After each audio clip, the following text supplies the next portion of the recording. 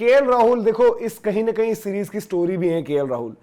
राहुल का। जैसे हम बता रहे हैं आपको कि एज एन ओपनर जब उन्होंने स्टार्ट अच्छी दी, पहला टेस्ट अच्छा गया उनका, फिर उनका शतक भी आता है, तो सबके मन में सवाल थे यार कि केएल राहुल ये वही केएल राहुल तो नहीं है कि मेरा काम हो गया अब मैं चलता हूं, मतलब ये सीरीज मेरी हो गई, अगले भी 2-3 जो है सीरीज मैंने पक्की कर ली, अब मैं चलता हूं। लेकिन केएल राहुल की कंसिस्टेंसी आप इस सीरीज में देखिए, इस सीरीज की जो उनकी स्कोर्स हैं भाई, 1 या 2 मैच ऐसे जहां पर उन्होंने इंडिया को स्टार्ट नहीं दी, बाकी हर जगह पर जो मेन काम है, मेन मेहनत जो है यहां पर केएल राहुल करते हैं, और उनकी मेहनत का सब खाते हैं। पूरी बैटिंग लाइनअप, सब अलग अलग तरीके के बल्लेबाज हैं, बट केएल राहुल जो नई बॉल पर आकर नई बॉल को करते हैं ना पुराना, वो एक आर्ट है भाई, वो उस बंदे ने किया है पूरी सीरीज में। 1 या 2 बारी मुझे याद आ रहा है, 1 बारी तो मुझे याद है, उसके अलावा शायद एक और बारी शायद उतना कामयाबी से नहीं कर पाए।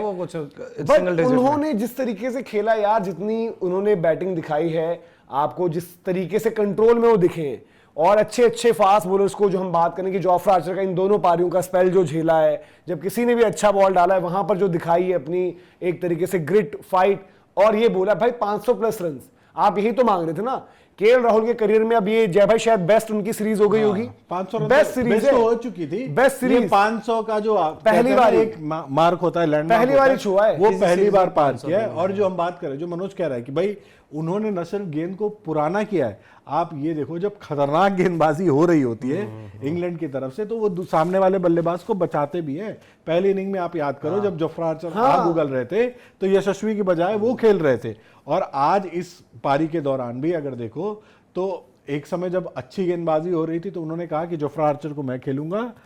शुभमन गिल आप जाके क्रिस वोक्स को खेलिए। तो भाई ये चीज है ना कि वो बल्लेबाज खुद एक रोल में बंधा हुआ, उस रोल को अपने निभा रहा है, साथ में बाकी के बल्लेबाजों को बचा भी रहा है। अब इस पार्टनरशिप में देखो तो इन दोनों का कंट्रीब्यूशन इतना इंपॉर्टेंट हो गया कि भाई अब हम ये बात कर रहे हैं ना कि कल अब आधी चढ़ाई तो चढ़ गए ना भाई, चलो ठीक है, एक दिन निकाल लिया, 2 सेशन निकाल गए बिना विकेट के, 5 सेशन थे आपके, और 2 सेशन निकाल गए, और 3 अब चलो 3 बहुत बड़ी बात हो जाएगी, लेकिन अब कम से कम आप जिस तरह की बल्लेबाजी आज आपने देखी है, आप कम से कम उम्मीद तो करोगे ना कि कल आएंगे पहले सेशन में 1.5 सेशन तक, 2 सेशन तक बल्लेबाजी कर सकते हैं ये। और जिस सॉलिडिटी के साथ दोनों ने किया है कि भाई आप ये देखो कि अभी भी नई गेंद आने में 17 ओवर हैं। एग्जैक्टली। तो 17 ओवर के बाद 17 ओवर तक तो ये सेट हो जाएंगे ना, और सेट होने के बाद इनको नई गेंद से, और इनसे बेहतर किसे बैक करोगे। और केएल राहुल ओपनर है, आपके नई गेंद के लिए आदत है उनको, और शुभमन गिल इतनी गेंदें अगर खेल लेने के बाद नई गेंद पे, तो मुझे नहीं लगता कि उनको कॉन्फिडेंस वाली कमी होगी। तो मुझे लगता है कि ये 17 ओवर अगर कल पहले सेशन में सर्वाइव कर जाते हैं या खेल जाते हैं तो नई गेंद से भी इनको दिक्कत नहीं होगी। फिर आप देखोगे कि ये दूसरे सेशन में भी जाके बल्लेबाजी करते हुए आपको जब इसमें सिचुएशन ये भी आ जाती है ना कि आज इंडिया का देखो, एक तो क्या है कि हमें बेइज्जत होने से बचाया, हार जीत एक अलग चीज हो जाती है, बेइज्जती वाली हार एक अलग हो जाती है। आप पिछले मुकाबले में बेइज्जत होकर हार के आ रहे हो, आपसे 193 चेज नहीं हुए, वहां पर आपकी सिचुएशन ऐसी हो गई कि 100 रन पर ऑल आउट हो सकते थे। आज आई थिंक उससे भी बुरी सिचुएशन हो सकती थी, बड़ी खराब सिचुएशन हो सकती थी। भाई आज 0 पर 2 थे, पता चला 15 पर 5 होते, पता चलता है कि हम भाई 36 ऑल आउट तो भूलते तो है नहीं। इसी तरीके से तो वो कहानी शुरू हुई थी ना। तो भाई आज के टाइम में अभी ज्यादा दिन की बात नहीं है यार, वेस्ट इंडीज वाला किस्सा याद है ना कि किस तरीके से सिचुएशन हो गई थी और कुछ नहीं पता भाई। तो इसमें अभी ये है कि अब आपके पास एक कहने को क्या है कि एक रविंद्र जडेजा ही है, एक ऐसा बैटर जो आकर भाई आपके लिए लगता है कि हाँ अच्छा। अदरवाइज आप वॉशिंगटन सुंदर, शार्दुल ठाकुर को ठीक है यार, वो कर लेंगे बैटिंग, पर वो उतना ट्रस्ट नहीं देते ना। ऋषभ पंत वैसे ही चोटिल है। आज इस सिचुएशन में सोचो यार, बेचारे ऋषभ पंत आ रहे होते, 8वें नंबर 8 विकेट गिर गए होते, मजबूरी में कि मैं कर लूं, तो उस टाइम पर हमको भी पता है कि ऋषभ पंत का आने से कोई फायदा नहीं, और ऋषभ पंत भी खुद ही मजबूर होते तो उस बीच में नहीं आते। तो आज कम से कम इन दोनों ने भारत का सर झुकने से बचाया। कल को जो होगा नहीं होगा वो बात की बात है। मैं बात कर रहा था कि पहले मतलब 46 सालों में पहले ऐसे ओपनर बने जिन्होंने अवे जाकर, और केएल राहुल के लिए भाई देखो नई बॉल खेलते हैं, पिचें फ्लैट थी बट नई बॉल में दम था, तो केएल राहुल को वहां पर एप्रिसिएशन है। इसीलिए हम कहते हैं यार कि बीच बीच में जब हमने देखा केएल राहुल को जबरदस्ती रगड़ा जा रहा था, तो इसीलिए उन पर बात हमने करी थी कि बेवजह यार केएल राहुल को देखो, जब वो बुरा कर रहे होते थे तब आप क्रिटिसिज्म करते थे, सही था, और क्या, बट जब वो अच्छा कर रहे हैं तब भी जबरदस्ती, मतलब उनको पंचिंग बैग बना लिया है, उनको आप जबरदस्ती रगड़ रहे हो, बिल्कुल गलत है। आप खुद सोचो ना यार, इंडिया की हम जब ओपनर्स की बात करते हैं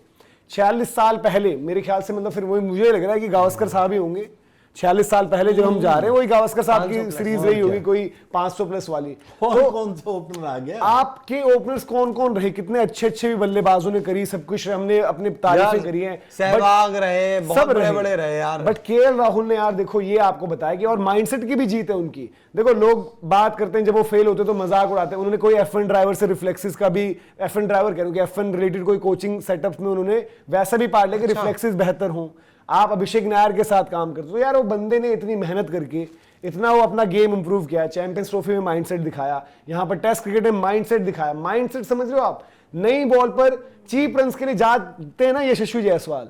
यशस्वी जायसवाल का तो करियर सेट है, कोई उनसे नहीं पूछता। बट केएल राहुल की अगर ये सीरीज खराब हो जाती तो आप ये कहते यार कि ये आप अब रोहित शर्मा चले गए, विराट कोहली चले गए, केएल राहुल तो बोझ बने हुए टीम इंडिया पर कि भाई जब वो थे मतलब नए नए आए थे तब भी आप में टैलेंट था, जब वो रिटायर होकर चले गए तब भी आप में टैलेंट है। तो भाई केएल राहुल ने जो किया है, हम सब लोगों को जितना हमने उनको क्रिटिसाइज किया है अलग अलग पॉइंट पर, आज वाकई में बात होती है कि भाई आज आपको इनकी तारीफ आप जितनी करो वो तारीफ कम ही कम है। और इन्होंने बैटिंग करी है भाई दमदार। और यही चीज सबसे बड़ी चीज यही है कि यही चीज के लिए आप बरसों से इंतजार कर रहे थे, इनको बैक भी किया शायद केएल राहुल ये चीज करके दिखाएं। और अब जब फाइनली वो कर रहे हैं तो भाई उनको जबरदस्ती के इधर के फॉर्मेट की बातें इधर मत करो। जब अच्छा कर रहे हैं भाई, आज के टाइम में केएल राहुल आपके सबसे अशोर्ड बल्लेबाज दिख रहे हैं, चाहे किसी भी तरह के विकेट पे आप भरोसे का नाम दिख रहा है ना। रन चाहे आपके भले शुभमन गिल ने ज्यादा बना दिए हो, रन चाहे भले से एक इम्पैक्ट जो है ऋषभ पंत का ज्यादा रहा हो, यशस्वी ने भी बड़े रन बनाए, बट अश्योरेंस के नाम पे अगर शायद वो जो बात कहावत है कि भाई कैलिस या राहुल द्रविड़ किसको आप चाहोगे अब कि आपकी लाइफ के लिए बैटिंग करे, तो उन्होंने बोला था ना कि इन दोनों में से किसी को एक को भी पिक कर सकते हो। तो आज के टाइम में अगर आप पूछोगे कि सबसे अश्योरेंस कौन देता है तो वो केएल राहुल देते हैं। और मतलब जिस तरह की सीरीज आपको चाहिए थी, बहुत पहले से आ जाना चाहिए था, जो टैलेंट जो पोटेंशियल था उनके अंदर, बट अब आ रहा है देर सही। बट अब ये है कि इसको मोमेंटम को बरकरार रखें, ये नहीं जी कि एक सीरीज 500 रन की हो गई, अगले सीरीज में फिर वही कहानी की एक सीरीज। और अब जैसे ऑस्ट्रेलिया में हुआ था, ऑस्ट्रेलिया में शुरुआत इसी तरह की थी, वही वो वहां पे भी बड़ा एश्योरेंस दिखाया था उन्होंने, बट जाके वो सीरीज यार देखो बात है ना, बट इंग्लैंड में आए हैं तो भाई उनके कंधों पर जिम्मेदारी भी आई है। सही बात है, जिम्मेदारी देखो सीनियर प्लेयर के तौर पर कौन थे, मतलब आप जडेजा की बात करते हो और आप केएल राहुल की बात करते हो, बाकी सब थे तो नए ही ना। ऋषभ पंत एक मतलब एक्सपीरियंस के चलते टेस्ट क्रिकेट में हो गए थे, बट अगर केएल अब भी नहीं करते तो लोग फिर यही बोलते यार कि अब इनको भी हटाओ यार, इनकी छुट्टी कर दो। और शायद सबसे